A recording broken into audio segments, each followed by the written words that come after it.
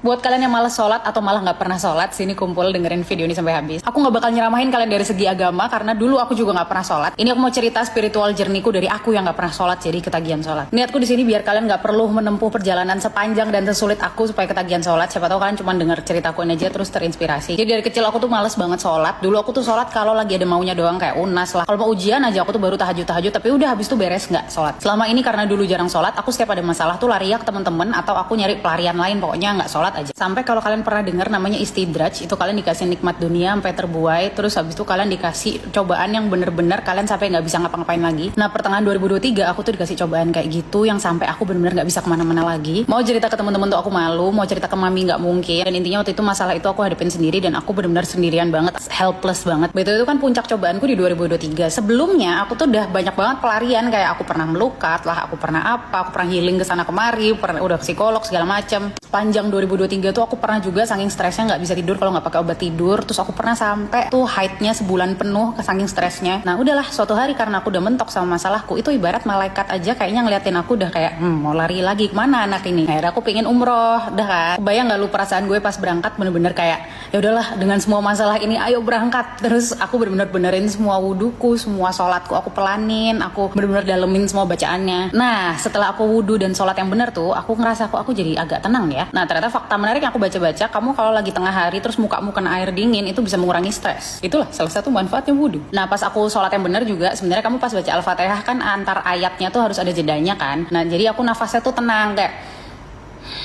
Nah itu ternyata mengurangi stres juga. Terus semua bacaan sholatnya aku dalemin, jadi aku baca artinya juga dalam hati. Terus habis sholatnya aku doa-doa juga. Nah tuh tiap sholat aku rasanya kayak tenang banget, kayak rasanya habis ngobrol sama psikolog gitu. Apalagi curhatnya langsung ke Allah gitu, yang bisa memberikan solusi terbaik kepada masalahku. Waktu itu aku mulai sholat subuh tuh yang bener. Sholat subuh, setelah sholat subuh tuh hatinya rasanya tenang gitu. Mendekati duhur tuh aku gelisah lagi karena masalahku. Terus mendekati duhur aku sholat lagi, tenang lagi. Mendekati asar gelisah lagi, sholat lagi, tenang lagi. Habis itu mendekati maghrib gitu aja terus sampai akhirnya sholat 5 waktu. Coba aku aja nggak nyangka aku tuh bisa sholat 5 waktu. Jadi kesimpulannya untuk kalian yang sama kayak aku dulu nggak ngaruh kalau diomongin sholat itu kewajiban lalala tuh pasti masuk kuping kanan keluar kuping kiri. Aku tuh ternyata baru ketagihan sholat pas aku tahu bahwa sebenarnya aku yang butuh, bukan karena ya aku sendiri yang butuh. Gue stres kayak gini nyari pelarian kesana kesini. Ternyata sebenarnya tuh kita sehari udah dapat 5 kali jatah curhat gitu, tapi selama ini nggak pernah aku ambil jatahnya. Ngeyel aja nyelesain masalah-masalah hidup sendiri, akhirnya kalang kabut sendiri. Ya itu sih sebenarnya masalahku nggak langsung selesai, cuman